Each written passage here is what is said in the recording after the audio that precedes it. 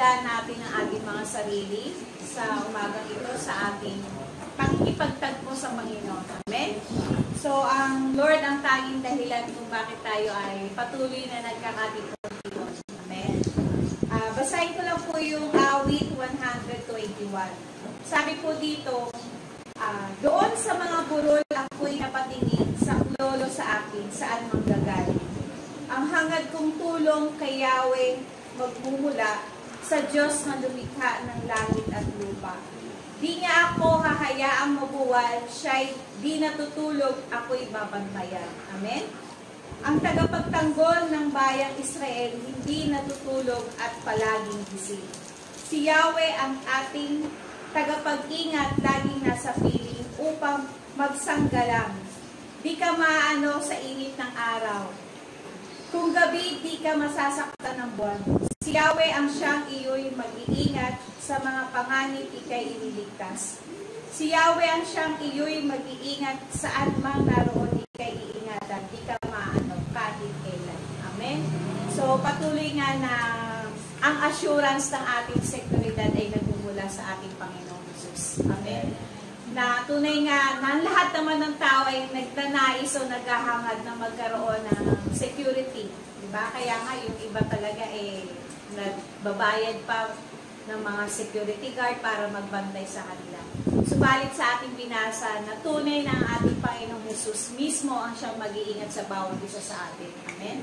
Yes, let's continue to pray at patuloy na purihin natin ang ating Diyos sa ating mga labi. Amen. Yes, so Lord, maraming salamat sa oras ito, O God. Salamat, Lord God, sa pag-iingat mo sa bawat isa, O God, na nakarating, Panginoon, sa lugar na to ng payapa at ligtas. Salamat, Panginoon, dahil hindi mo pinababayaan ang bawat mga anak mo, Lord, na tunay na umaasa sa iyo. We continue, Lord, to praise you this morning, O God. Salamat, O God, sa oras na to. We welcome your Holy Spirit. Hallelujah. Yes, let's continue to praise the Lord. Let's open our mouth to praise Him. Welcome Him sa oras na to. Yes, O God, mula babakanda sa shikida lalakaya, yara babakanda, yara mashikida lalakaya. Yes, O God, patuloy ka namin tinataas sa umagang ito, Lord. Ikaw ang tanging dahilan kung bakit lagi kami nagtitipon, O Lord, upang purihin ka, O Diyos, sa Espiritu at katotohanan, O Lord. Ano man, God, na nakikita mo, Lord, sa aming puso, sa aming isip, Lord, na hindi tama sa iyong harapan. Continue, Lord, forgive us. Patuloy mo kami linisin na iyong banal na dugo. At patuloy, God, na gawin mo kaming ganap sa iyong harapan sa oras na to, Lord. Lahat, Lord, ay sinusuko namin sa iyong harapan. Lahat ng aming weakness, Panginoon, ng aming mga kahinaan. Lahat ng bagay, Lord, na naghihinder upang hindi ka namin ma-meet sa umagang ito, Lord. We surrender all to you, O Lord God. Hallelujah. At patuloy salamat sa pagkilos ng iyong banal na Espiritu, Panginoon. Puspusin mo, Lord, ng iyong presensya ang bawat mga anak mo na nagbigay ng oras, Panginoon, upang katagpuin ka sa umagang ito. Pagpalain mo, Lord, ang lugar na to, Panginoon. Samahan mo kami, Lord, ng mga anghel mo na pagpupuri, Lord, pagpapasalamat sa umagang ito.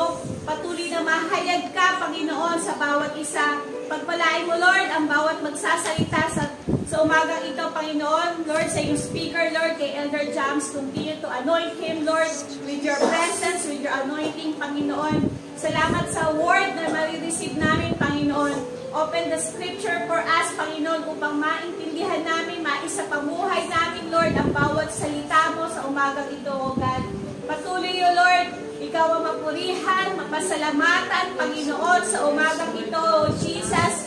Yes, we thank you, Lord. We bless your holy name, Panginoon, dahil ikaw ang tapat na Diyos na nag-iingat sa amin, Panginoon.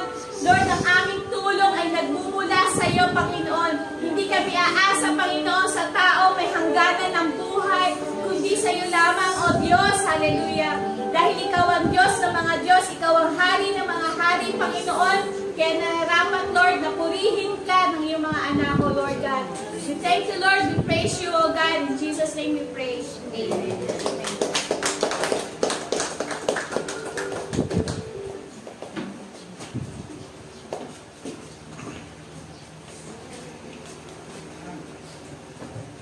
Amen. Praise God. Muli po natin palakpakan ng ating Diyos. Excited na po ba tayo na papurihan at pasalamatan ng ating ang panahon. Sige lang. Sige lang pagpawisan sa presensya ng ating Amen. Amen? Amen. Praise God. Hallelujah. Wala rin posible sa ating Diyos. Amen. Diba? Amen. Praise God.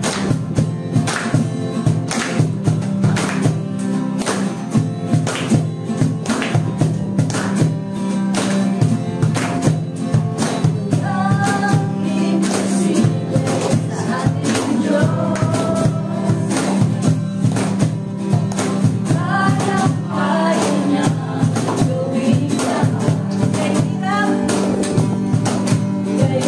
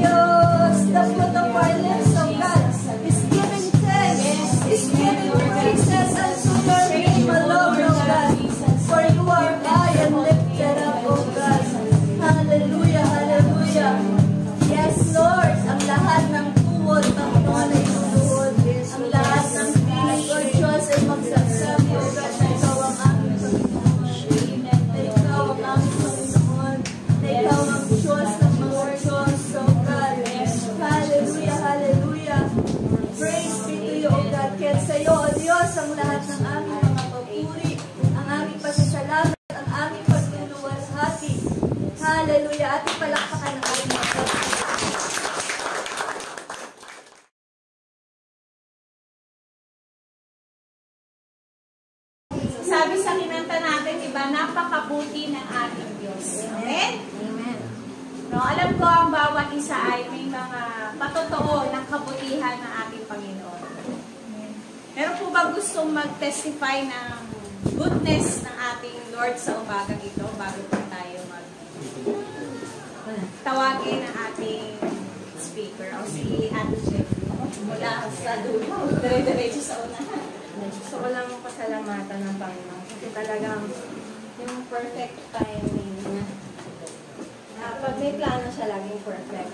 Kasi last year mga July or August yata yun. Nakapag-enroll na ako dun sa matagal ko nang gustong aralin. Sa TESDA siya, yung trainer's methodology. So, nag-orientation na ako. Tapos, marami kasi akong tanong dati kung paano magiging trainer, ganyan. Kasi gusto ko talagang magturo na gusto ko, yung passion ko.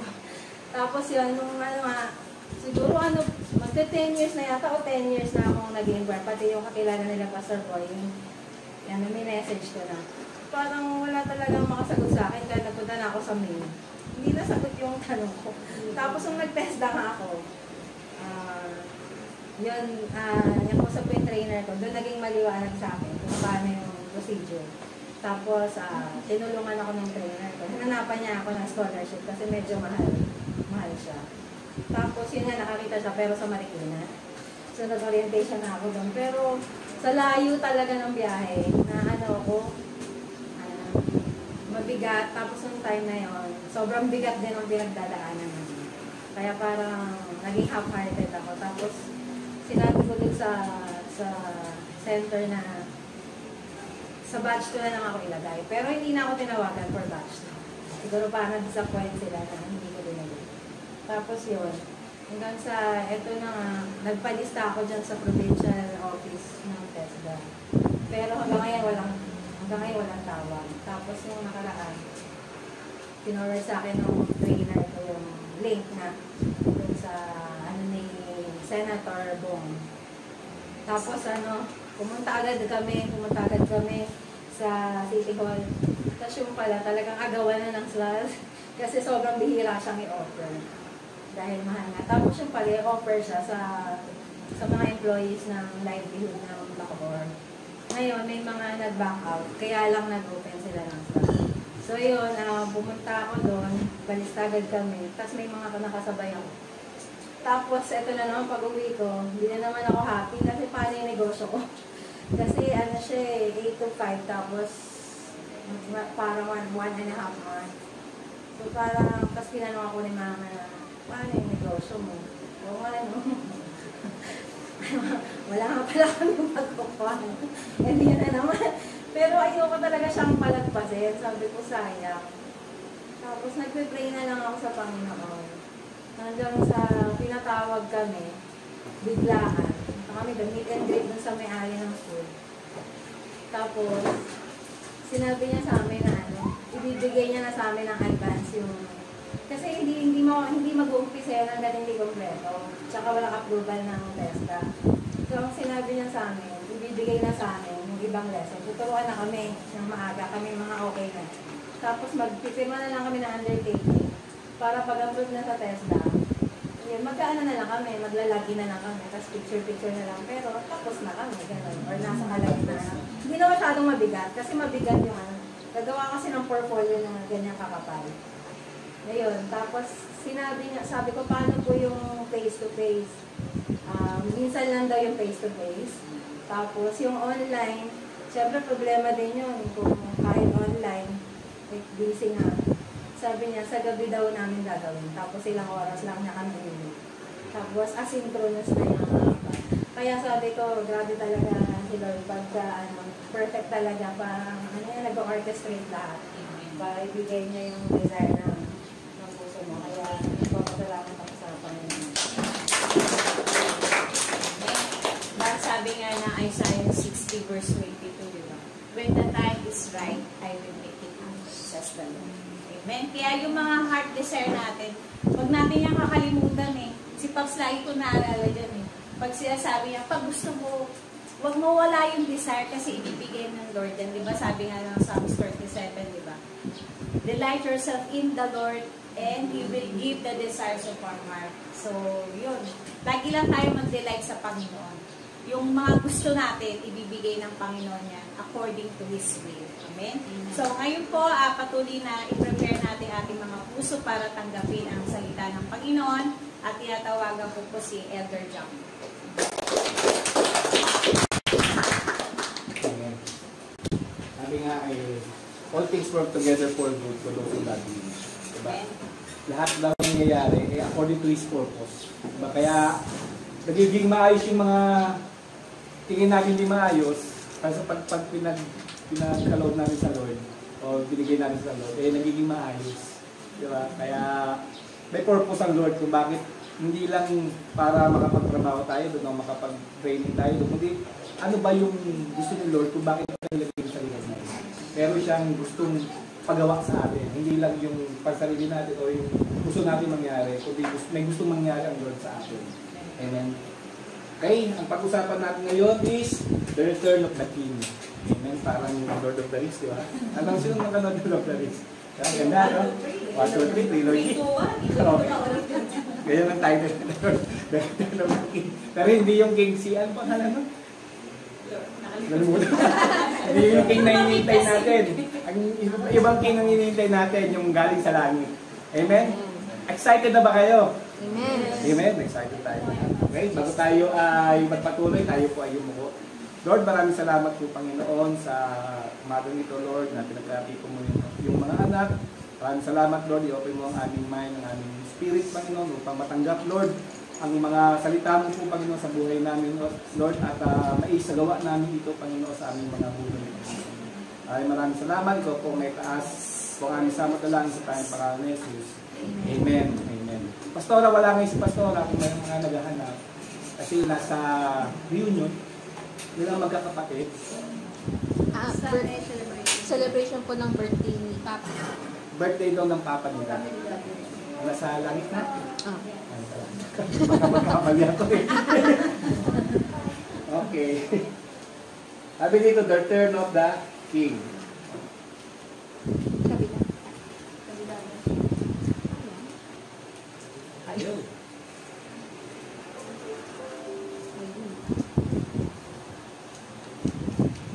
Ako na lang. Ay, ko na lang, okay. Introduction. Okay. Question. What if you have a one day left in your life here on earth? How will you spend it? Paano natin i-spend kung isang araw na lang ang buhay natin dito sa lupa? Kasabag ako ng mga dalawa. Si Jeng. Anong gagawin mo kung mayroon ka na lang isang araw sa buhay mo? Spend ko siya sa very sa closest to me. Mga Bukod closest. sa syempre makikipag-commute ka, lalo mo. Sa daw, masigurado ulit siya. Sure daw. Yun, pero since makakasama ko naman si Lord, eternity na, i-spend mo na lang sa mga maiiwan. Amen. Si Eyong, yun. Kung meron ka na lang isang araw sa buhay mo, ano yung gagawin mo? Pagpapasalamat mo pa rin sa Lord sa araw. Amen. Tapos, i-spend mo na sa Panginoon. Okay na. Okay. Sabi, ilang daw 100 katao, parang family feud lang yun. At ang top answer, inaayaw, tumama yung top answer nyo ha. Una, spend time with partner, friends, and family. Uy, hindi tumama. Top 1 answer. Top 1 answer. Answer! Pasok. Pangalawa, say goodbye and thank everyone for everything. Kaya daw yung mga pasalamat daw sa Shoutout sa Facebook. shoutout sa Facebook. Thank you sa lahat. Ganun, di ba? Ganun na. So nga lang, apologize to all the people you harmed during my life. Diba? Yung mga kaaway mo, makipagbati ka, kailan mo mamatay na. Dahil 20 years na kayo nakita. Pero yan yung top answer, pangatlo. And leave everything in order before departure. Ayusin na yung mga last will, testament, Ano ba mga huling habilin? Diyan nakalagay yun. Diyan daw nakalagay sa baul yung mga St. Peter. St. Peter. Pag wala akong St. Peter ko, dito ha, baka hanapin nyo. Yan, bago daw, hindi inaayos daw. Tama ba? May tapo natin answers. And eat like a king. Hindi ba daw gusto? Ay, spend ko na lang yung buong buhay, maghapon ko. Pagkakakain na lang ako.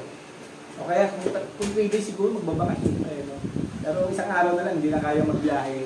Kaya, kakain na lang daw siya ng maghapon. Masasarap.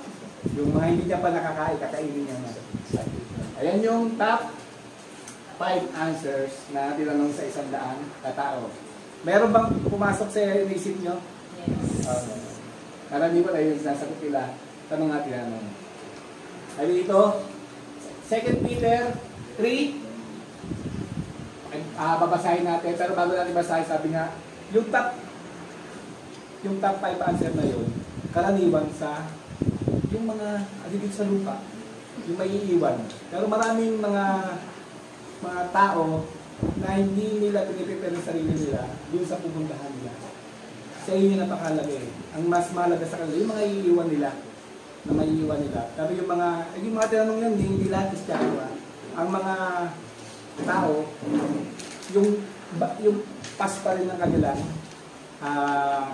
mas pinagpupukusan kaysa doon sa mga bagay na pupuntahan nila. Kasi yun yung medyo pag hindi ka prepare, either eternal life or eternal death. At wala nang pwedeng pamilit pag nandoon na tayo. Hindi na pwedeng palipat-lipat. Kaya prepare natin ang sarili natin dun sa susunod na buhay. Dito sa ating mga mamatay na tayo. Ngayon, babalik na ang Lord tayo. Dito sa 2 Peter 3, pakibasa. This is now the second letter that I am writing to you. In both of them, I am stirring up your sincere mind by way of reminder. Reminder? Okay. That you should remember the predictions of the holy prophets and the commandment of the Lord and Savior through your apostles, knowing this first of all, that the scoffers will come in the last days with scoffing, following their own sinful desires. They will say, where is the promise of his coming? For ever since the fathers fell asleep, all things are continuing as they were from the beginning of creation. For they deliberately overlooked this fact, that the heavens existed long ago, and the earth was formed out of water and through water by the word of God. And that by means of this the world that existed was deluged with water and perished. But by the same word, the heavens and earth that now exist are stored up for fire, being kept until the day of judgment and destruction of the ungodly.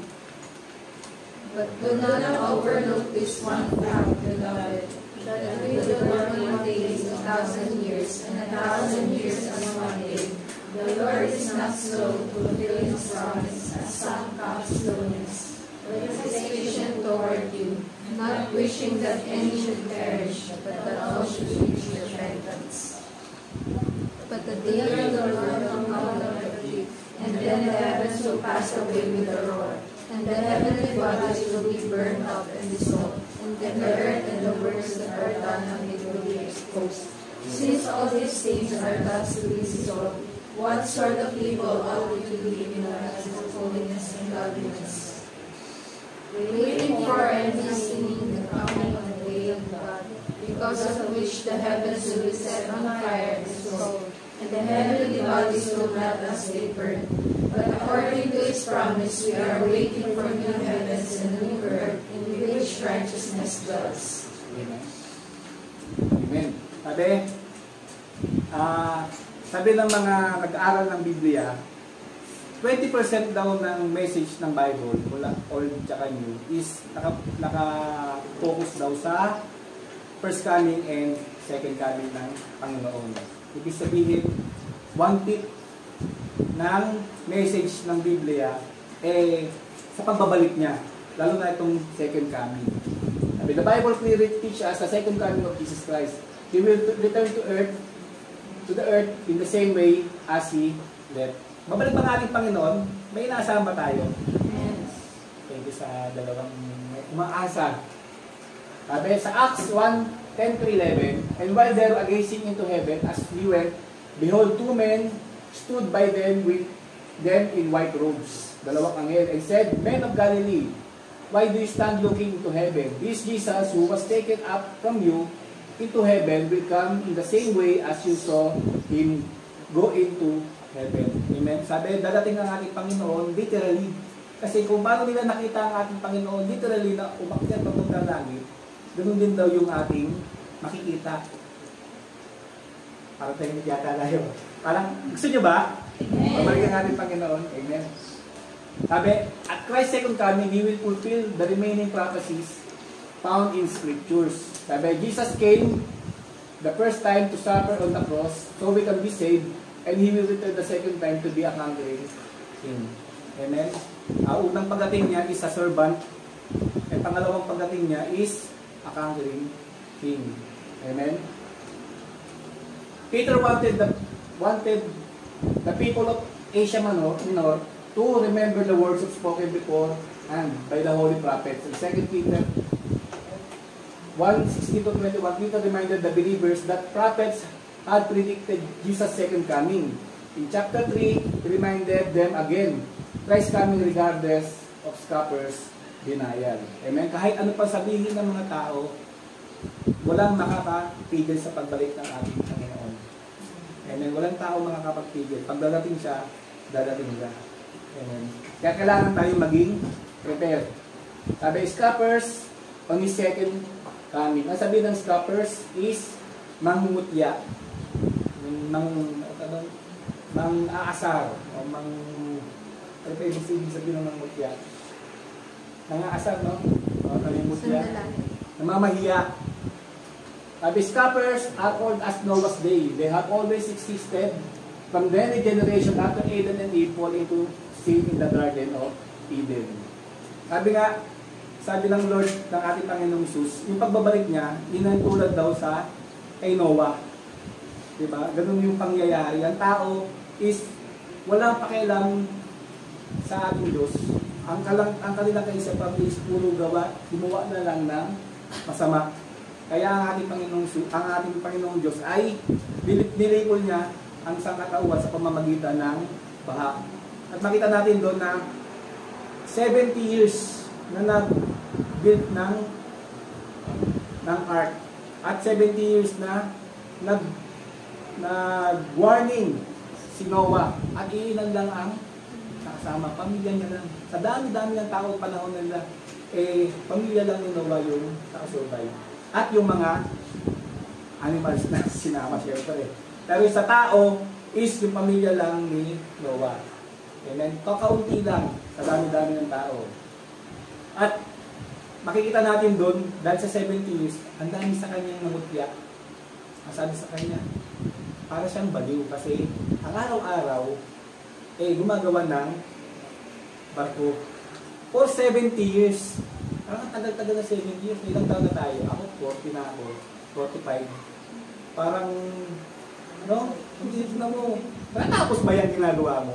Kahit sino pa man, di ba, masasabihan mo na, ano to, 60 years na nagagawa, parang wala naman.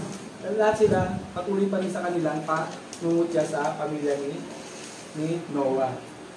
And the scriptures also tells us that the scoffers continue, of course, into the age of the church and up to today. Amen? Hanggang ngayon, meron pa rin. They are prominent features in what the Bible describes as the last day. The truth is, the scoffers often and blatant scoffing in featured recognizable mark of the time immediate proceeding of Lord's return. The time in which we are most likely living. Meron na ba kayong naranasan na kinutya kayo? Wala pa naman. Meron na? Sino din naranasan na hindi naman hindi man po yung nagsasabi mo eh. Pero tanong ba tayo nagsabi ng Pilipinas? Wala pa. Yan natin. Scoffing has become mainstream preferred activity by those who are most visible, television and internet age. entertainers, politicians, teachers, professors, and prominent figures of all walks of secular life. Amen? Pag makakapanood kayo ngayon ng mga Facebook o kaya ng YouTube tungkol sa mga street preacher, grabe yung persecution na nararanasan nila. Amen? Grabe yung pangungutya. At mismo sa Christian country, Amerika, di ba? Amerika na, isipin mo na democracy, pero parang wala yung freedom of speech. Di ba? Lagi silang kinukutya kanilang pananampalataya. Sabi, this covers Peter was referring to the apostate teacher. At may apostate ay yung mga dinenounce na yung kanilang mga paniniwala sa Biblia.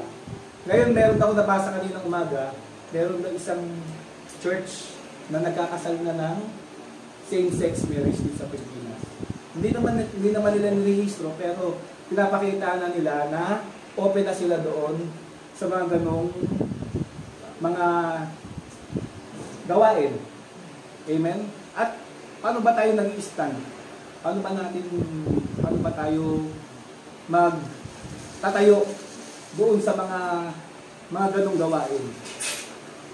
Ano ba gagawin ba dapat natin? May mga ganon. Hindi. Sa labas, hayaan natin sila. Ano ba yung dapat ginagawa ng church? Diba, dapat nga, di ba, pinapakita sa kanila kung ano yung truth. Kung ano yung truth. Hindi pwede ibig sabihin na idol tayo, ginagawa na natin yung tama. Diba kasi sabi sa Bible, kung alam mong tama, hindi mo ginagawa, nagkakasala ka. Pero hindi naman ibig sabihin na birahin mo sila ng birahin, na yung parang i-judge natin sila. Paalam natin sa kanila, mahal sila ng Diyos at mali yung ginagawa nila. Amen? Arito, they are ridiculed. God's people have always been ridiculed by ungodly. Amen? Panahon pa nila, panahon ng mga apostle. Peter wrote, the scoffers would increase in the last day. Nararanasan ba natin? O umiiwas tayo? Kaya hindi tayo nagugutya. Their question was, where is the promise of His coming? Implies that the king asked for does not exist. Their argument was that since the promise of His coming has not fulfilled, God does not keep His word. Amen? Isa pa lang, 2,000 years ago, kinukutya na sila. Kailan ba natin yung Panginoon nyo? Lagi silang ginagano. Kasi, ang iniisip kasi ng mga pagkaalis ng Panginoon, no, itong araw, yung 2,000 years ago, parang ilang days lang, kailangan bumalik na siya. Parang ganun yung expectation nila. Kaya, kinukutya agad sila. Kailan ba babalik yung Diyos mo? Di ba sabi nyo, babalik. Pero, parang years pa lang yung nakakalipas eh. Pero ngayon, umabot na ng 2,000 years na. Diba, 2,000 years. Naiinip ba tayo? Kasi di sila nainip. Pero ngayon, 2,000 years na nakalipas, hanggang ngayon ba, nag-aabang pa rin ba tayo? O nag-expect pa rin ba tayo? O wala na. Hindi na tayo nag-expect sa pagbabalik niya. Parang, bahala si Lord. Kung babalik siya o hindi, okay lang. Tandaan natin, sabi nga, ang ating Panginoon, lahat ng promises niya ay pupulin niya. The martyrs denied the physical appearance of Christ on earth as was predicted. They ridiculed the word of God. They had no fear in God. They questioned the integrity of Christ by attacking His promise that He would come again. Amen? Yung mga promises niya, ina-attack nila. Amen? Sabi dito, anong sasabihin natin pag sinabihan tayo na hindi totoo ang Diyos? Paano natin sila sasabihin, paano natin sa kanila sasabihin na totoo ang Diyos? Na hindi tayo nakatingin sa Bible. Kasi ganyan ang kaisipan ng mga tao ngayon.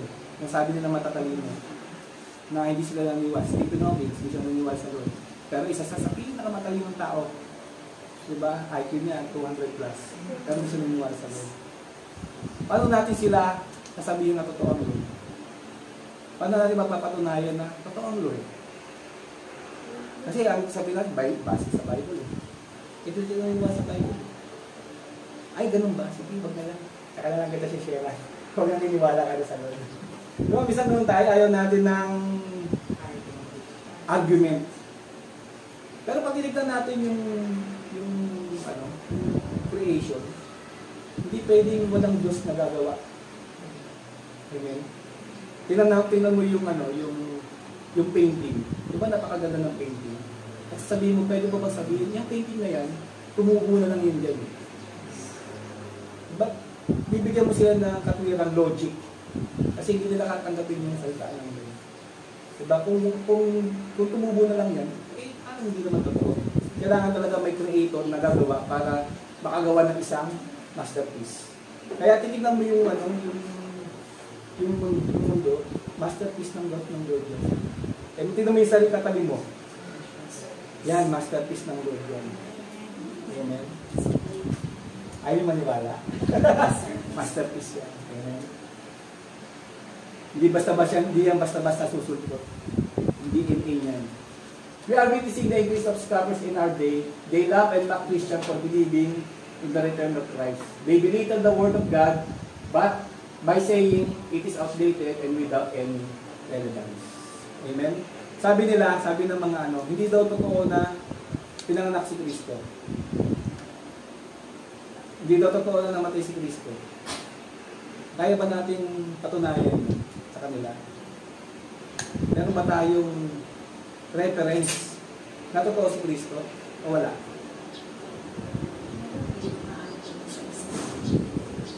Sa Israel daw may mga archaeology yan. Kaya alamin natin, di ba? Tsaka yung sinasabi nilang sila Mark, Luke, yung four disciple niya, yung nagsulat ng libro is nakita nila si Kristo mismo. Nakita nila mismo na lumakad, naging witness sila, at hindi lang sila yung witness.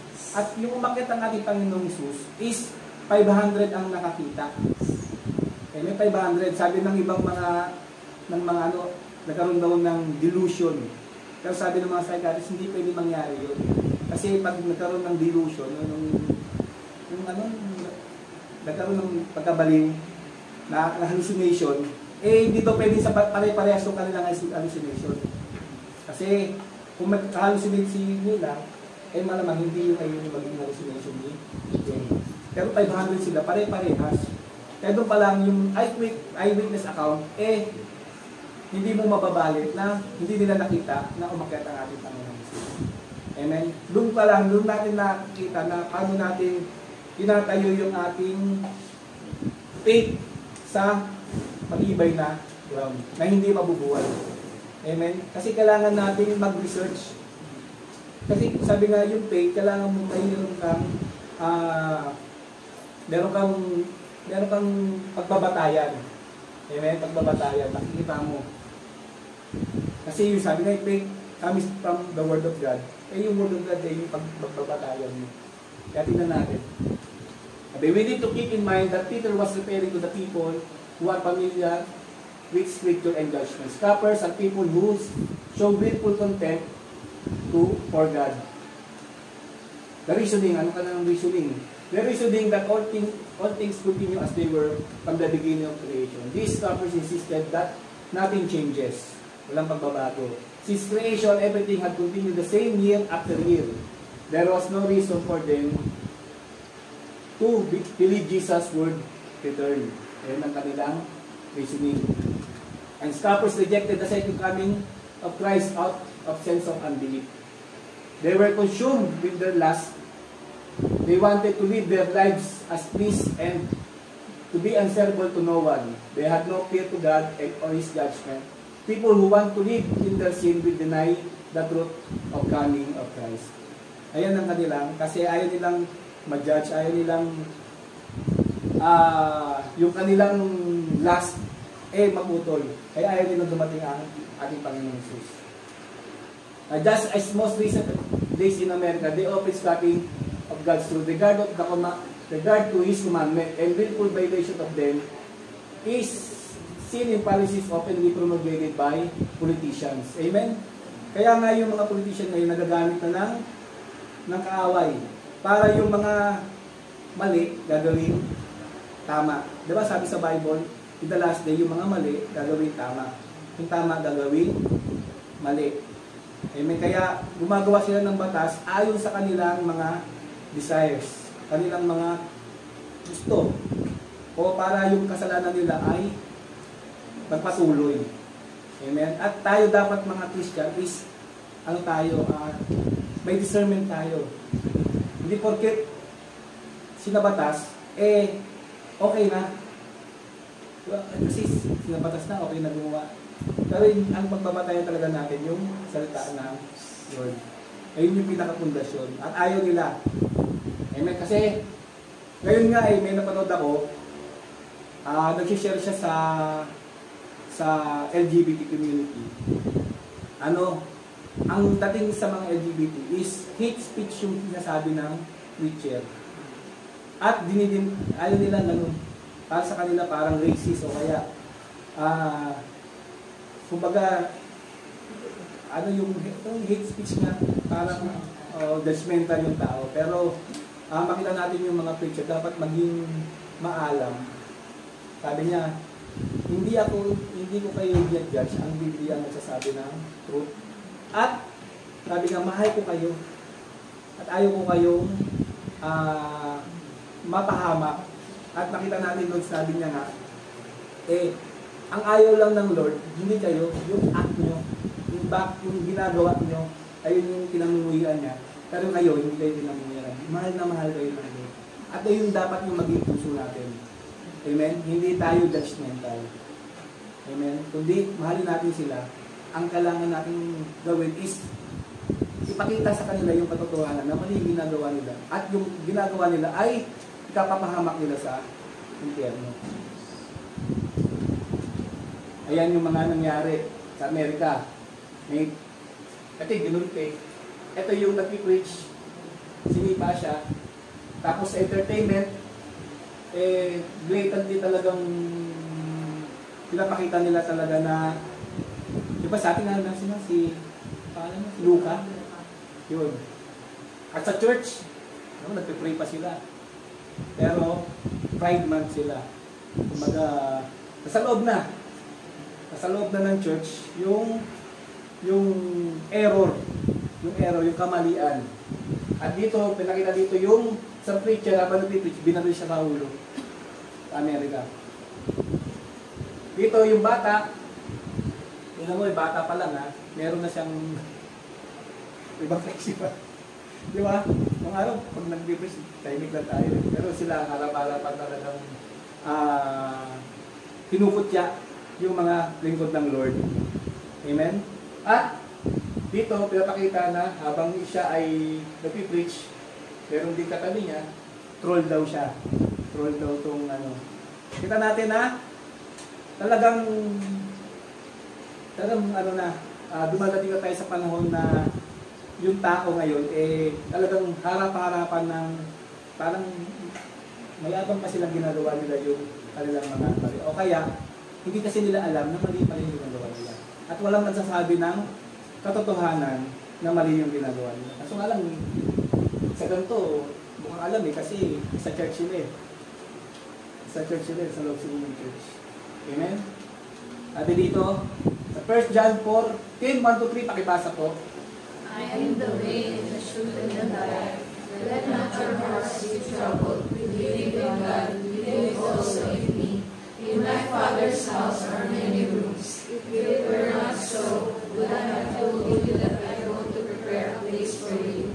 And if I go and prepare a place for you, I will come again and will take you to myself, that where I am, you may be also. Amen. Sabi nga, in times of trouble, meron naman promise ang Lord sa atin.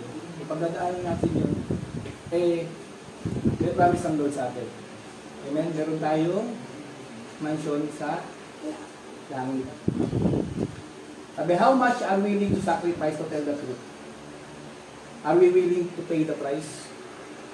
Sabi nga ni kanina, Kristiyano daw is takot sa makompront. Ayaw niya, kahit na ayaw niya tayo atas tayo, ayaw natin ng gulo, peacemaker tayo. Kaya hindi na natin sasabihin sa kanila na mali sila. Sabi nga na isang preacher, malaking church sa Amerika, sabi niya, kaya niya doon hindi sasabi na yung kasalanan. Eh kasi, dapat alam na daw ng mga tao yun. Sabi niya, kaya tayo tinawag ng Lord para i-preach yung truth. I-preach yung mali yung ginagawa nila. Kasi hindi nga nila alam na mali yung ginagawa nila eh. Kasi kung alam nila, dapat bulit na sila sa Lord. Pero hindi nga nila alam eh. At, yun nga, para kasi daw siyang nag-judge niya yung tao. Kapag sabi niya na, ito mali yung ginagawa mo, ito yung ginagawa mo. Parang natatakot siyang ipakita yung katotohanan na mali yung ginagawa. Kaya ba natin na ihayag sa ating mga kaibigan? With love hindi hindi nga tayo nag-judge eh. Pakita natin sa kanila na pag ginagawa nila yun is mapapahamak sila. Mapapahamak ba sila pag namuhay sila ng mga kasalanan? O di natin alam kung basta sila okay lang, basta tayo sama tayo sila hindi sila makasama, okay lang. Pagsana. Sabi nga are we willing to pay the price? Ano ba yung ano ba yung price na matatanggap natin o mag-share tayo ng word of God? Pwede ma-isolate tayo, kabuwasan ng kaibigan natin. Cancel. Ha? Cancel. Mata-cancel? Cancel. Ma-cancel, ayan. Yung cancel culture. Diba sa Amerika kapag hindi ka umayon dun sa gusto nila, ika-cancel ka nila. Hindi ka nila bibilhan ng product. Boycott. Diba? Sino ba yung na-boycott sa Amerika?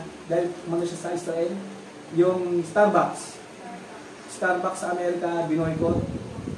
McDo, ang daming na-boycott dahil nagsabi lang sila na I will stand with Israel. Binoycott na agad sila. Tapos yung negosyo nila. Pero totoo ba yung sinabi nila? Totoo yung sinabi nila. Diba? I will stand with Israel. They were willing to pay the price. Diba? The truth that they will go into hell if they do not repent on their sin and ask God to be their Savior. And Jesus coming back to judge them. Matthew 10:33. Okay, basa? But whoever denies me before men, I also will deny before my Father who is in heaven. Amen. Sabi ko kung di natin ihayag yung salita ng Lord, dinay natin yung kapangyarihan ng Lord, yung kanyang kaligtasan, pagdating natin sa langit, baka i-deny rin tayo ng Lord. At ayaw natin mangyari yun. Gusto niya ba i-deny ng Lord?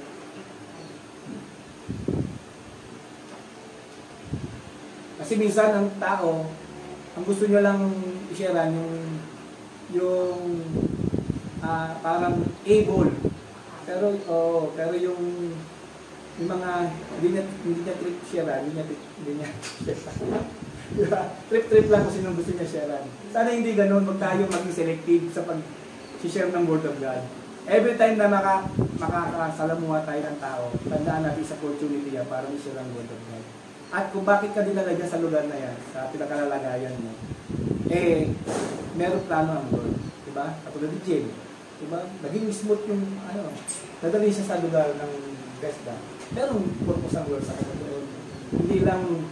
Hindi lang mag-gain ng knowledge, kundi may share din yung Word of God. Dapat lagi ganun yung ating pananaw. Yung ganun ng ating lagi kaisipan na, ba't ako dinala ng Lord dito? Kasi baka merong tao dito gustong share ng Lord. Diba? Baka yun na lang yung hinihintay ng Lord, yung tao na i-share mo, babalik na pala siya. Diba sabi sa salita niya, pag na-share na lahat ng tao, nakarinig na salita ng Lord, babalik na siya. Yung pala ito pala nagkukos ng delay, di ba? Kasi ayaw mo pang mag-share ng Word of God. Sabi, how do we win against the scoffers? Paano daw tayo mananalo sa mga sabi sa Hebrews 4:12, pakibasa po. For the word of God is living and active,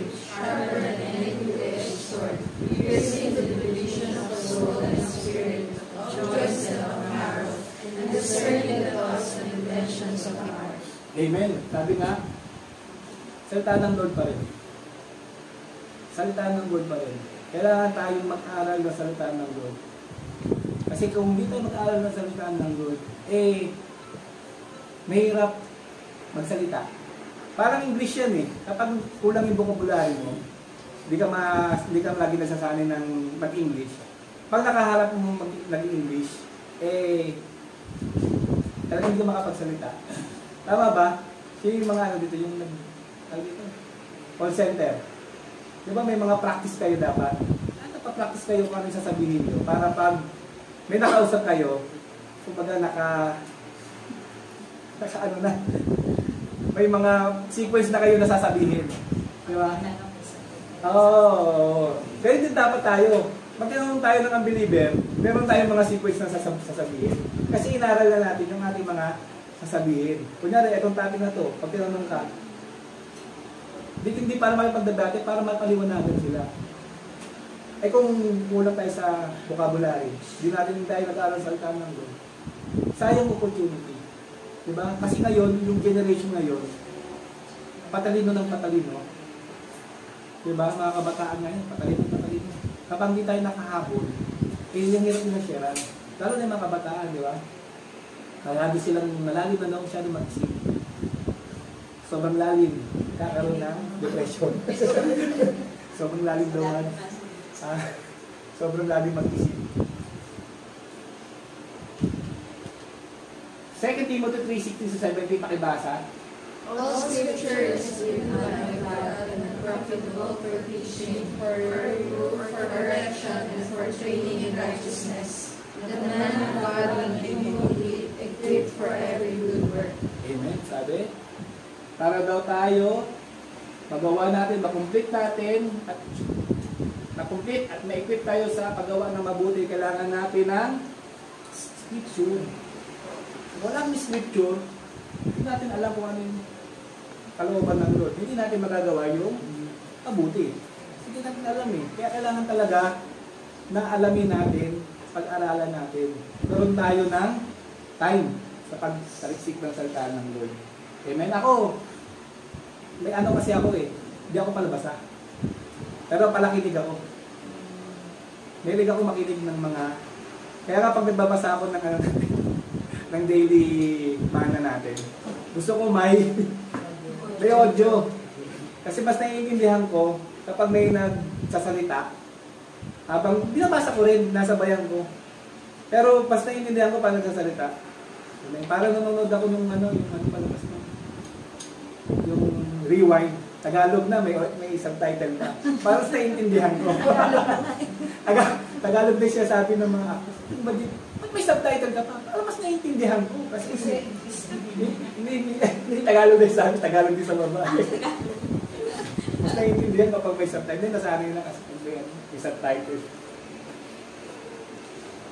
Sabi, many Christians is weak because they do not study God's Word. They do not have time to meditate and study them.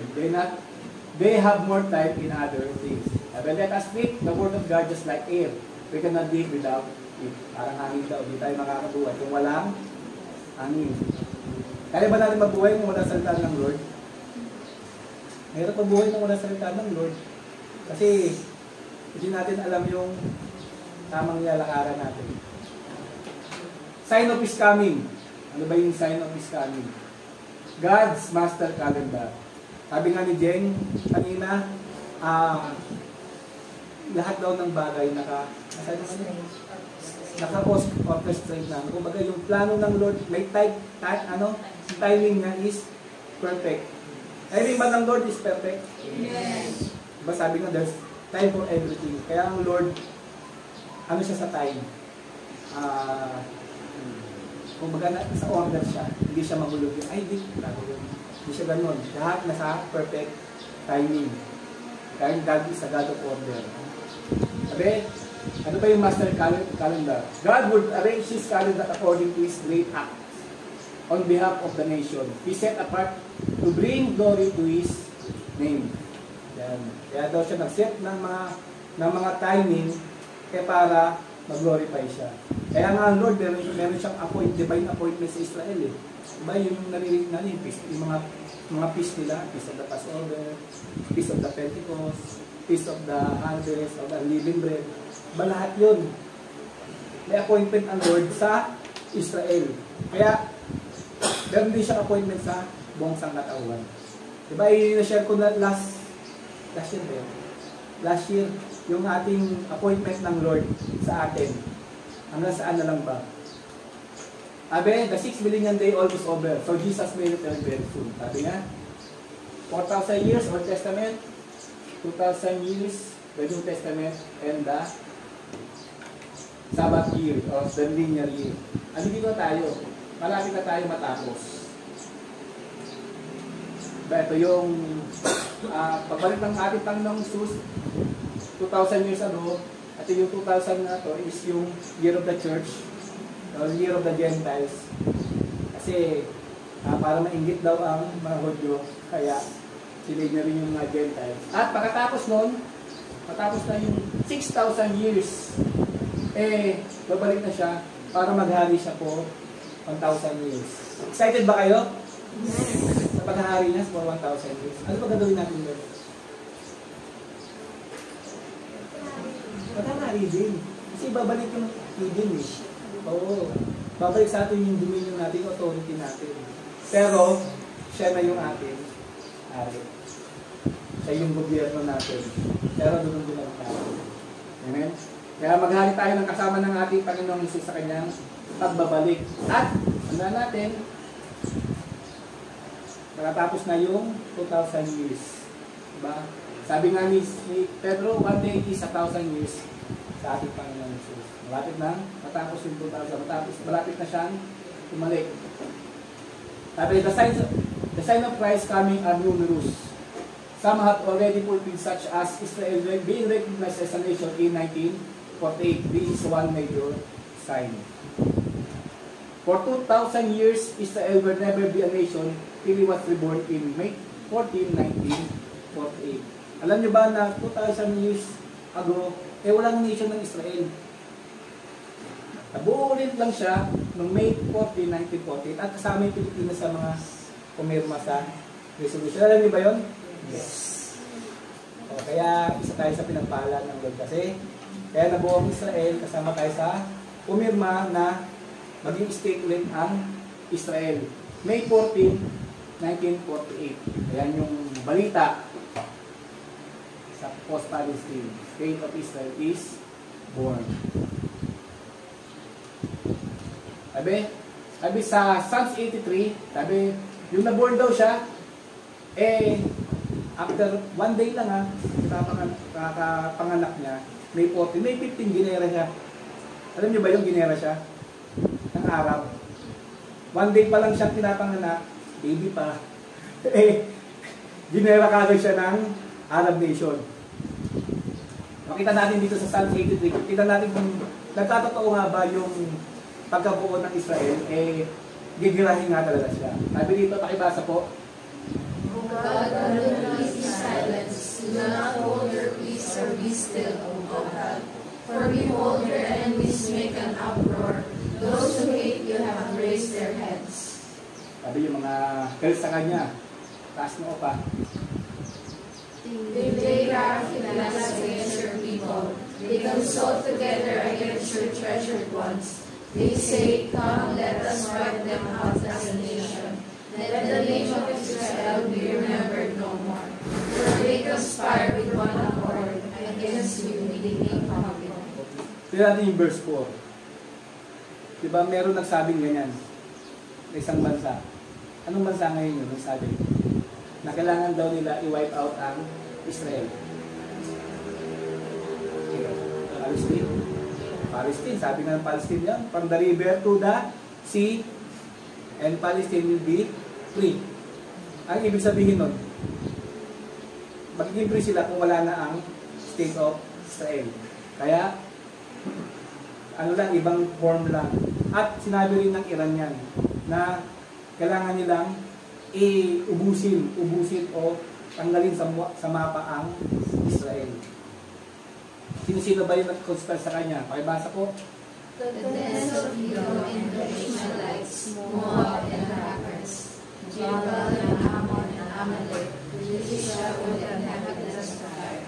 Ashur also has joined them. Declare the strong arm of the children of God. May tandaan natin, ang atake sa kanila, ang dal sa kanya Edom, Ishmaelite, Moab, Amalek, Jebel, Ammon, Amalek, Pistia, and the inhabitants of Tyre. Sino-sino ba yung mga yan? Pakibasa ulit. Do the land should be to Midian, as Sisera and Joachim at the river, who were Joseph and Endor, who lay down for the ground, made their nobles like Oreb and Zeb, all their princes like Zebah and Salmon, who said, let us take possession for ourselves of the pastures of God. Amen. Alam nila na binigay sa Israel, pero gusto nilang i-take yung possession ng pasture of God. Ito yung mapa ng Old Israel. Ito yung Israel, Kingdom of Judah. Ito yung Philistine, may Philistine na ng araw, no? King of Edom, Moab, Ammon, ito yung sabi kanina si Ammon. Assyrian, Aram, sa kabila yung, ito yung Tyre. Hindi kanina sabi yung Tyre. Dito yung Tyre. Sino-sino ba yung mga yan? Panahon nila, at sino sila ngayon? Kasi sabi, ito daw yung papatay sa kanila, di ba? Sabi natin sa sabi, yung mga papatay sa kanila. Ngayon, sabi din sa, yung War of the Independence, pagkapanganak nila, May 15, di ba, May 14, May 15, nagkaroon agad ng war. Mabot siya ng June 10, 1948. At, ito mga lumusob sa kanila. Sino yung daling dito? Philistine, yung Gaza. Dito, yung Edom, Egypt, Jordan, sila yung Moab, tsaka Ammon. Iraq, ito yung Iraq, yung Ammon. Diba sa taas, Syria, yung Assyrian Empire. Ay sa taas, yung Lebanon. Ito na yung Lebanon. Yung Tyre, siya na yung Lebanon. Diba sila pa rin yung gusto pumatay? Old Kingdom, sa tsaka sa New Kingdom, sila pa rin. Nagbago lang yung kanilang mga pangalan ng bansa. Pero sila pa rin yung gustong pumatay o umubos sa bansang Israel. Amen? Kapakapanak pa lang ng Israel, gusto na silang burahin. Kaya yung Psalms 83, napulpil kung sino yung gusto pumatay sa Israel. Sabi, ito yun, Egypt, Iraq, Jordan, Syria, Lebanon, Saudi, Yemen, Holy War, Palestinian, ewan ko ano bansa ito. Lahat ng bansa na yan, laban sa isang bansa. Pagkapanganak pa lang. Diba, pinagtulong-tulungan na agad siya. At 2,000 ang namatay sa civilian, 4,000 sa sundalo ng Israel. Ganun nung nangyari, panganak pa lang, gusto na silang ubusin kagad. At sila pa rin yung gustong pumatay. Natupid ba yung, natupid ba yung prophecy? Sa nasa natulog, di ba? Sila pa rin yung gustong pumatay. Sabi, these scriptures fulfill the one of the end of times prophecy. Here is the list of war of Israel. Di lang yun ang naging war. Katapos ng war na yun, ito pa yung naging war. Sinai War, 6-day war, maganda yung palabas na yan, 6-day war. Yung War of Attrition, Yom Kippur War. Ito yung Yom Kippur War, ito yung, di ba naglusob sila ngayon ulit? At kaya nagkaroon sila ng Jubilee year ng Yom Kippur War. Yom Kippur din kasi yung 1973, tsaka yung 2023 ngayon, Yom Kippur din. Kaya mag-50 years. Parang dito parang nakatakda na magbabalik after 50 years. Kasi Year of the Jubilee, ang ibig sabihin nun, pagpapalaya. Pero, ibig sa magpalaya, tinira ulit sila ng mga bansang yan. And 73 yung before yan. Muntik na magkaroon ng magkaroon ng nuclear, yung Cooper 1 na yan. Muntik na magpalipad ng nuclear ang Israel. Kasi, muntik na silang patalo. Muntik na silang matalo dyan kasi Natulungan sila ng bansang yan. Sipin mo, daming bansa, isang bansa lang sila. Eh, yung sabi ni Godimir, kung alam niyo yung kwento, eh, sabi niya sa Amerika, kung hindi niyo ako tutulungan, sabay-sabay na kami mamamatay. Kaya ang Amerika intervene, kaya hindi natuloy yung pagpapakawalan ng nuclear ng Israel.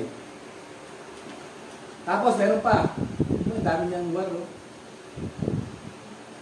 Pero puro victory. Ito lang siya na-defeat. Stalemate. At ang huli, ito ngayon, yung Operation Iron Sword, nagsimula yan ng 2023, ongoing pa rin siya. Diba, ang kalaban niya is Hamas, Hezbollah, Houthi, at Islamic movement. At ito yung nangyayari ngayon. Alam niyo, updated ba kayo? Hindi. Ngayon, nakaraang linggo, tumira ang Iran sa Israel, direkta. Hindi siya gumamit ng proxy. Kasi ang proxy niya, yung Hezbollah at Hamas. Ang ibig sabihin ng proxy, pinapadaan niya lahat ng mga armas niya doon sa terorista. Para sabihin na hindi pwedeng garahin ng Israel ang direkta ang Iran. Kasi bansa to bansa na yun eh. Pero pag ito, terorista lang ang harapan.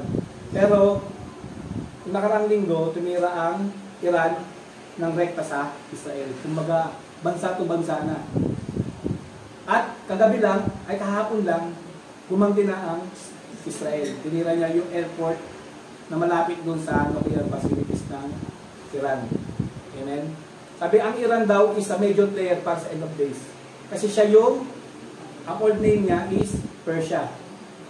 Sa Daniel, siya yung Prince of Persia na nagpipray si Daniel para dun sa message ng Lord, hinaharang ng Prince of Persia. Alam niyo yung kwento?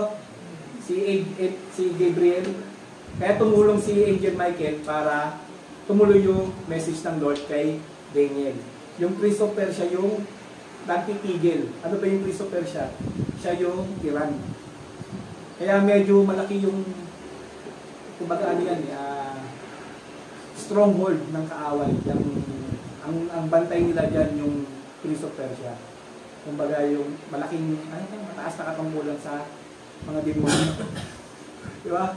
Kasi kakalaban niya, mga archangel, si Gabriel tsaka si Michael eh. Kung pipicturin siya, kaya siya ni Gabriel eh. Tumulong si Michael. Diba? Kumbaga, hindi siya pipicturing demonyo.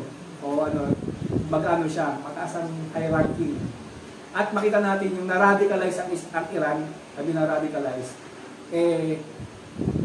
yung maling interpretation ng Quran, ayun yung nararadicalize eh.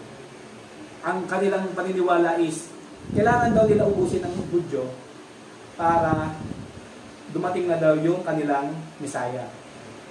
Yung last imam. O, sino makakapigil? Kasi hindi mo mapipigilan yun dahil ideology nila yun. Ayun ang kanilang pananampalataya na kailangan nila ubusin ang Hudyo para lumabas na yung kanilang imam, yung last imam o kanilang Messiah. Meron din silang Messiah hinihintay. Meron din silang Messiah. At ayun ang hiningo ang Messiah nila pag lumabas yun. Ayun yung Antichrist natin. Baliktad natin. Diba? Kasi yung Messiah na hinihintay naman natin, ayun yung anti-Muslim nila. Ano ba? Kumbaga, naghihintayan yung dalawa. Tayo hinihintay natin yung Antichrist na sila naghihintay din sila ng anti-Muslim nila. Sabi, Gibat Amon Amalek, Kristia with habitats of yung Kristia ngayon yung Gaza at hawak ito ng Hamas. Yung Tyre naman, doon sa Lebanon, hawak siya ng Hezbollah. Sila pa rin yung huling kalaban ng Israel. Kristia at Tyre. Hezbollah at Hamas. Sabi ng isang economist, isang Israel alone. Darating ng panahon na wala nang kakampi sa Israel. Nakakalungkot no? Mangyayari ba yan? Dahil sabi ng isang magazine. Darating ba yan? Darating yung panahon na yan. Kasi kung hindi darating yung panahon na yan, hindi sila aasa sa Lord. Kasi pag ang tao naman pag wala na talaga ang kampi, tsaka lang talaga babalik sa Lord. Ganun din naman tayo, di ba? Pag wala tayong maasahan, tsaka lang tayo pupunta sa Lord. Pero kahit may inaasahan pa tayo, hindi pa natin kailangan si Lord. Ang si Israel ngayon kasi meron pa siyang inaasahan. Meron pa siyang Amerika eh. Meron pa siyang NATO eh. Pero dating yung panahon, magbaback out din sa kanya. At ngayon, makikita natin, hindi full support ng Amerika pero nililimit niya yung action ni Israel. Nililimit niya yung action ni Israel. At isang pagkakamali lang ni Israel, pwede siyang iwanan ni Amerika. At oras na iwanan siya ni Amerika, wala na siya kapatid. Ayun lang naman kasi nagiging restrainer eh. Ayun yung nagiging pumipigil para hindi siya girahin ng Arab eh. Kasi kung wala ang Amerika, matagal nang ubus ang Hudyo. Diba? Ayun lang yung nag-ano pa eh, nag-control. At darating yung panahon na ang Israel ay isa na lamang. Kaya mag-alala, liligtas sila ng Lord. Nakakalungkot lang kasi pagdadaanan talaga nila yung sobrang paghihirap para lang sila maligtas. Ayun yung kaparusahan nila dahil hindi nila tinanggap yung nireject nila yung Messiah. Kaya darating yung panahon na kailangan nilang talagang paluin para bumalik sa Lord. Talagang palo-palo. Prediction of the Lord. In Matthew 25-24, we have what known as the Olivet Discourse. Jesus responded to the disciples' question, "Tell us, when shall these things be? And what shall be the sign of their coming and of the end of the world?" Yung mga ano, tinanong ng mga disciples. Para niya tayo magtatanong kay Lord. Okay, basa po. Many will come in my name, saying, I am Christ. They will lead many astray. And you will hear of wars and rumors of wars. See that you are not alarmed, for these must take place, but the end is not yet. For nation will rise against nation, and kingdom against kingdom. And there will be famines and earthquakes in various places. All these are but the beginning of the birth pains. Amen. Sabi, beginning pa lang siya ng birth pain. No? Nanganganak pa lang. Pag nanganak na yun, sa yung gano'n na Lord yun, panganak. Pero habang humihila pa, kaya masakit. Ayan yung nangyayari. Mga prophecy na mangyayari. Sinabi mismo ng ating Panginoong Hesus. Sabi, notice that all things are the beginning of sorrows or birth pain. These things will be taking place before the beginning of the Great Tribulation. News will continue to report wars and rumors of wars. There are currently 10 ongoing wars in the world. Diba? Meron din nyo lang alam. May mga civil war, may mga major wars na hindi masyadong na-highlight dahil doon sila sa mga superpowers nakatingin sa mga pwede magpalala or magpa-trigger ng World War III. Doon sila nakafocus. Pero sa totohanan, meron mga wars na nangyari. 10 major wars. Tayo na, sino pang away natin? Hindi yung hindi yung war sa bahay nyo ibang war yun. China tsaka yung tayo.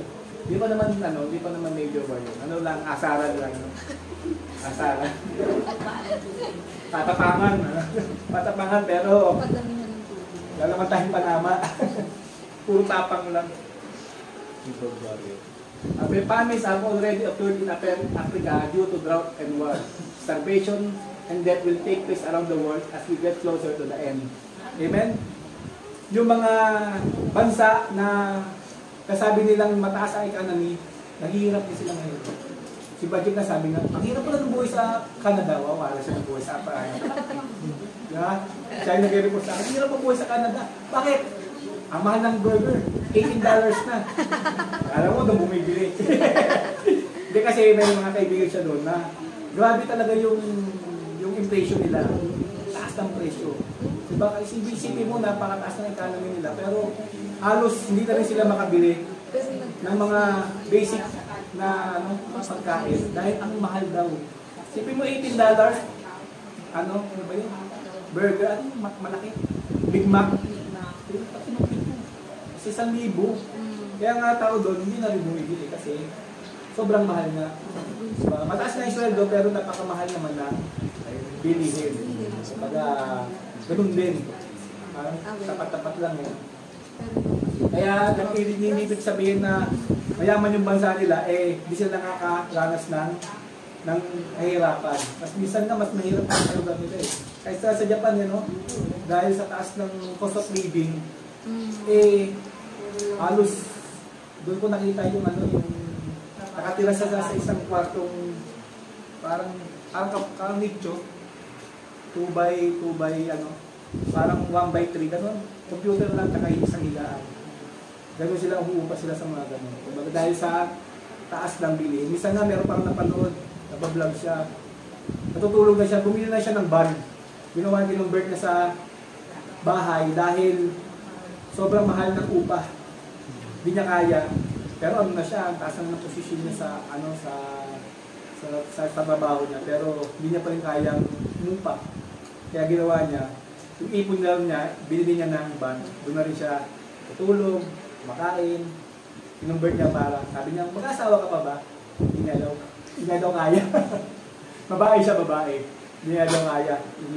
Lalo na kung magkakaanak pa daw. Hindi daw, ang hirap daw, lalo na kung mag-isa o kaya, kahit na mag-asawa, hirap daw. Hirap. Lalo na kung nasa city, no? Napakataas ang bilyon sa city. In 2007, the World Health Organization issued a warning that infectious diseases are emerging more quickly than spreading faster around the globe than ever before. Amen? Simula ng 2007. And they become increasingly difficult to treat. We have heard much about AIDS in the last few years. Now we hear about the deadly Ebola virus. In 2019, COVID-19 for the world economy and people's lives. Diba? Kumbaga, yung mga pandemic ngayon, hindi lang local na nangyayari, kundi global na. Diba? At hindi lang matatapos dyan. Wala lang yung panahon na paulit-ulit lang. Mangyayari pa rin. Kasi habang merong mga hindi tumutupad doon sa salitaan ng Lord. Saan ba nagsimula yung COVID? Sabi nila sa paniki. Di ba sabi sa Bible, huwag ka kain ng paniki dahil marumi. Maraming sakit yan. Eh tao, kumakain. Kasalanan ng tao, kaya spread yung virus. Diba? Dahil sa kasalanan ng tao. Kaya lumabas yung mga ganyan mga sakit. At hindi lang yan. Mayroon pang mga, dahil gusto lang gumanti sa kalaban, gumagawa sila ng mga biological weapon. I-weaponize nila yung virus para pumatay ng tao. At nakita natin dyan na mas delikado yun kasi engineered yun.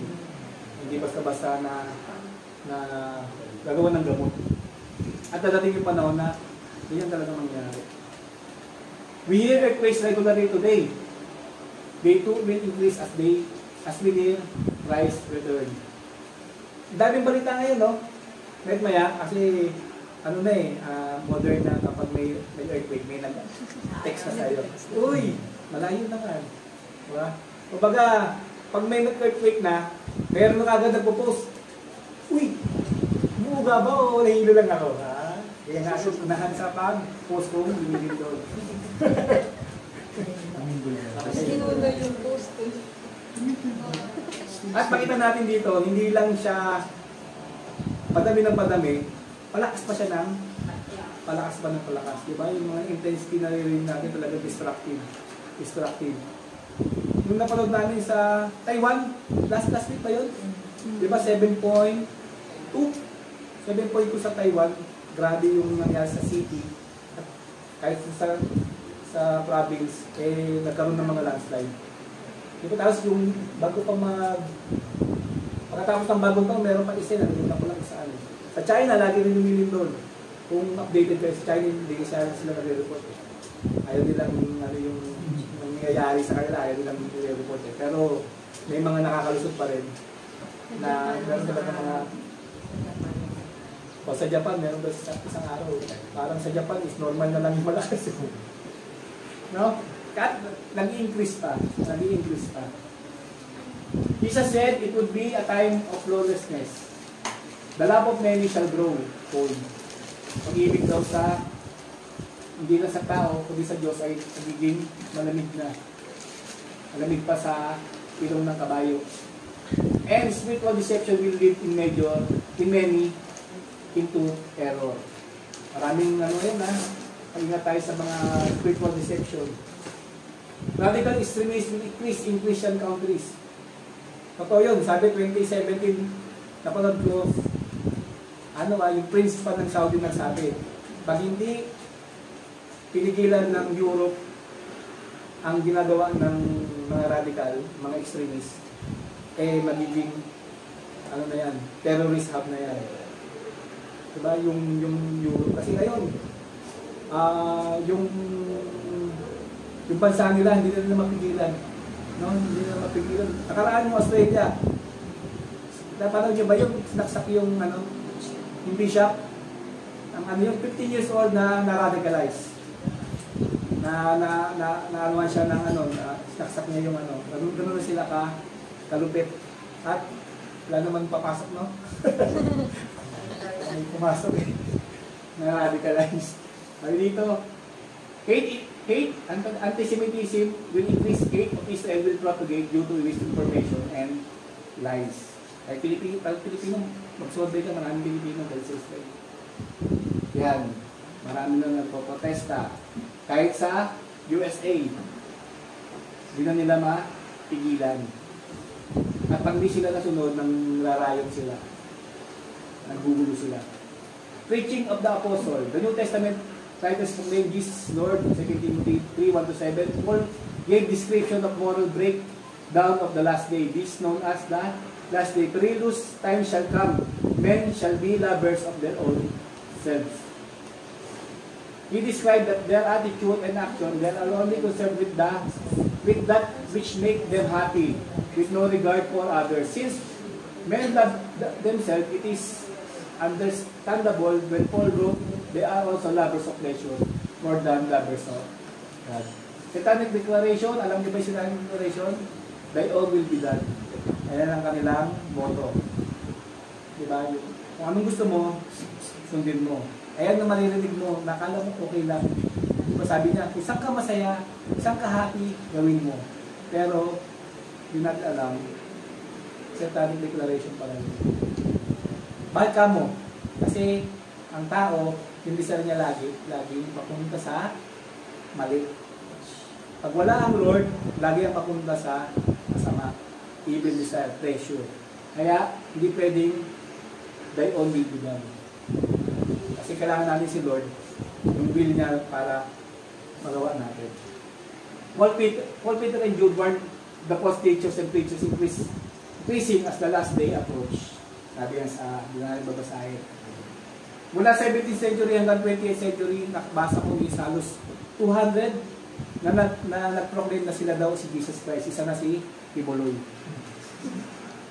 Kasi yung nag-proclaim na nagkaroon ng marami nag-proclaim pero walang follower. Etong 200 na to, marami silang follower. Katulad ni Iboloy. Diba? International sila. Sabi, significance of His coming. Ano ba yung significance nito sa kanyang pagbalik? Comfort for the saints. Hindi ko kayo parang tatakutin na pabalik na siya. Kundi, magkaroon tayo ng comfort, meron tayong hope, na kahit magkaroon ng chaotic na mundo, alam natin na meron tayong blessed hope. The promise of Christ's return for His people is a great comfort. The thought of living with God in heaven is beyond our comprehension. In John 14:1-3, pakibasa po. Jesus gave His disciples great comfort when He said unto them, Let not your heart be troubled. You believe in God, believe also in me. In my Father's house are many mansions. If it were not so, I would have told you. I go to prepare a place for you. And if I go and prepare a place for you, I will come again and receive you unto myself, that where I am, there you may be also. Ganda pangako niya, no? I will come again and receive you unto myself, that where I am, there ye may be also. Kasandot siya, dibong tayo. The second coming of Christ is a blessed hope only enjoyed by believers. looking for the blessed hope and the glorious appearance of the great God, our Savior Jesus Christ, who gave himself for us that he might redeem us for all iniquity and purify unto himself a peculiar people, zealous of good works. Condemnation of the sinners. Sa pangalawang niya, ito condemn ang mga sinners. Pakibasa po. God will judge his enemies and assign them to their eternal judgment. The devil will be cast into the lake of fire and brimstone to be tormented day and night forever and ever. All the rebellious angels who sin against God will experience their judgment of the great day. Pakibasa ulit. Jesus said that those who do not believe in him are condemned already. Their final judgment will occur when they stand at the great white throne judgment. They too will be cast into the lake of fire. Amen. Hindi pa nangyayari yan. Kaya andito tayo para i-warn sila na dadating ang Lord para i-judge ang sangkatauhan at titingnan niya kung ano ba yung naging buhay natin dito sa lupa. Amen? Pati tayo, kasama tayo. Tignan ko, ano nagawa nito mga anak ko? Gumawa ba to o ginawa ba nito yung aking kalooban o kalooban niya ang ginawa niya? Consummation or destruction of all things. Jesus spoke of his coming in power and great in glory in. Sabi dito sa Matthew 24:29-30, immediately after the tribulation of those days, the sun will be darkened and the moon will not give its light and its stars will fall from heaven and the powers of the heavens will be shaken. Then will appear the heaven of the Son of Man, and then all the tribes of the earth will mourn, and they will see the Son of Man coming on the clouds of heaven with power and great glory. The second coming of Christ is explained in Revelation 19-20 that then I saw the heaven open, and behold, a white horse, the sitting on it is called Faithful and True, and its righteousness he judges and makes war. Ay basa po. His eyes are like a flame of fire, and on his head are many diadems. He has a name written that no one knows but himself. He is called in the road that did not God, and the name by which he is called is the Word of God. And the armies of heaven are arrayed in fine linen, white and pure, are following him in his horses. Amen. Ay basa ulit. From his mouth comes a sharp sword, and he will rule them with a rod of iron.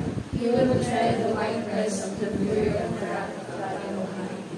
On his robe and on his thigh he has a name written, King of Kings and Lord of Lords. Amen. Matindi yung mangyayari dun sa mga hindi naniwala sa kanya o nireject siya. Diba?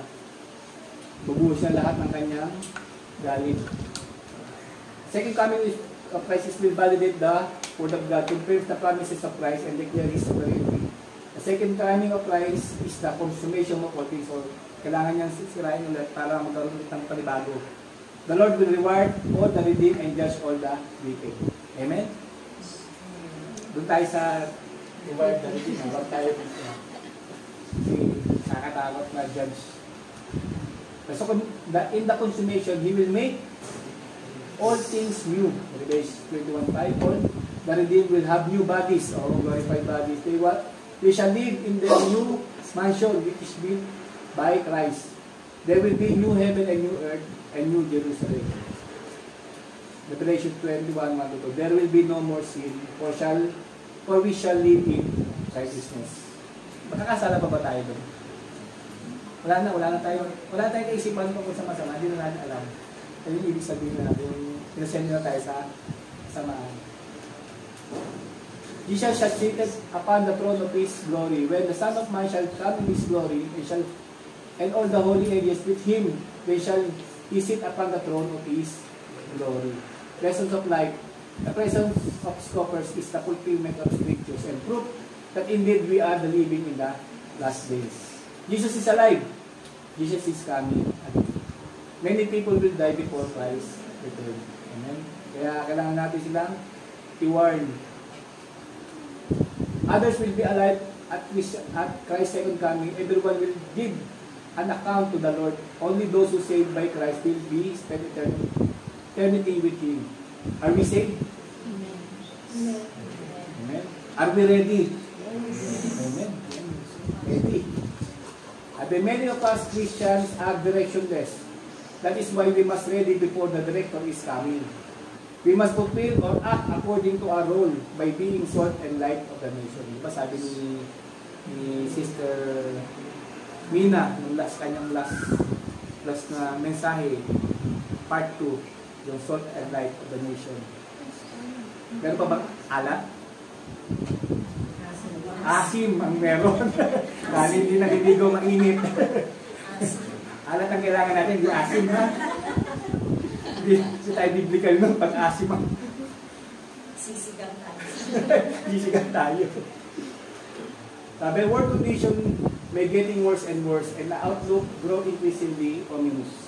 But we who know Christ have blessed hope that as the darkness of his midnight age becomes blacker, the coming of Christ as the bright and morning star shines even brighter. Amen. Then Jesus Christ's return is imminent. Malapit na. Prepare the way of the Lord is coming very soon. Amen? Tayo po ay yumuko at manalangin. Lord, maraming salamat po Panginoon sa iyong mga salita na ibigay sa aming Panginoon. At hindi ito para matakot kami Lord sa iyong pagbabalik kundi Lord, magkaroon kami Lord ng blessed hope Panginoon. At magkaroon kami Lord ng compassion Lord sa mga tao Lord na hindi makakasama Lord dahil hindi namin sila share Lord. At alinlangan kami Panginoon na sharean sila Panginoon. Bigyan mo kami Lord ng puso Lord na patuloy Lord na gawin Lord ang kalooban mo Lord. Hindi lang Lord na mabuhay kami Panginoon ng maayos, ng masagana Panginoon, kundi Lord, mabuhay kami Lord na share Panginoon ang katotohanan Panginoon. At ang katotohanan yan at ang buting balita Panginoon ay namatay ka sa krus para sa lahat Panginoon na makasalanan Panginoon. At maraming kami Panginoon, gamitin mo kami Lord upang maabot ito Panginoon. Maabot ang mga tao Lord na mapapahamak po Panginoon kung hindi kami Lord kikilos Panginoon. Maraming salamat Lord sa pag-ibig mo Lord. Kaya ang pag-ibig ng Lord ay mag-umakaw Panginoon at mahalin namin yung mga tao Lord na mapapahamak Panginoon. Lalo na Lord sa mga mahal namin sa buhay Lord, aming mga kaibigan Panginoon. At Lord sa lahat Lord na nasa sa aming spirit of influence Panginoon. Maraming salamat sa iyong Holy Spirit Lord na mga nangungusap Panginoon sa mga taong ito Lord. Ngayon pa lang ihanda mo na Lord ang harvest Panginoon. Maraming salamat Lord sa iyong banal na espiritu na magkukundik sa kanila Panginoon upang tanggapin Lord ang iyong mabuting balita Panginoon. Maraming salamat. Ingatan mo kami Lord sa aming trabaho, sa aming mga negosyo Panginoon. Ikaw po mag-bless Lord sa mga estudyante Lord, sa kanilang mga pag-aaral Panginoon. Maraming salamat Lord. Gamitin mo kami Lord sa lahat Lord ng aspeto ng aming buhay Panginoon. Mag-glorify ka namin Panginoon sa lahat ng aspeto ng aming buhay Panginoon.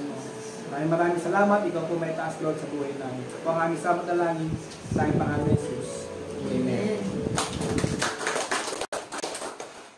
Amen. So, wala lang pong natakot, no? Sabi nga, great comfort ito para sa atin, di ba? Na talaga, nag-research talaga, nag-aral na mabuti si Elder Jumbo para maituro sa atin ito. Di ba? I hope pwede yung panoorin dahil recorded. Dahil napaka-relevant, diba, ng pagtuturo ngayon. Amen? So, nakita na natin that we are in the last days talaga. Kahit tayo na-experience natin yan. Ako nga nagpapasalamat ako sa Lord dahil dun sa pagtitinda ko. Ramdam na ramdam ko talaga yung inflation kasi ngayon ko lang naranasan na everyday talaga ang taas ng gold. Araw-araw 50 pesos. So parang nagsimula nung April 1 hanggang kahapon, laging price increase. Sabi ko nga, Lord, talaga mukhang yung mga mayayaman talaga bumibili na siguro ng bara-bara ng ginto eh. Talagang nag-i-imbak sila kaya nauubusan na ng supply sa market. Makita natin na nagkakaroon din pala ako ng chance kasi yung mga nami-meet up kong mga kliyente ko sa Guam pa nung nakaraan. Tapos lagi nagkakaroon talaga ng pagkakataon na makapag-share sa kanila. Kaya tawin sabi ni Elder John, kung saan tayo nilalagay ni Lord, may purpose siya para ma-share natin yung salita. Amen? Amen? So, tayo po ay patuloy na ihanda yung ating pagbibigay sa Panginoon. No, hindi na po ako mag-exhort. Alam ko po na ang bawat isa sa atin ay tapat na magbibigay. Amen? Let's pray.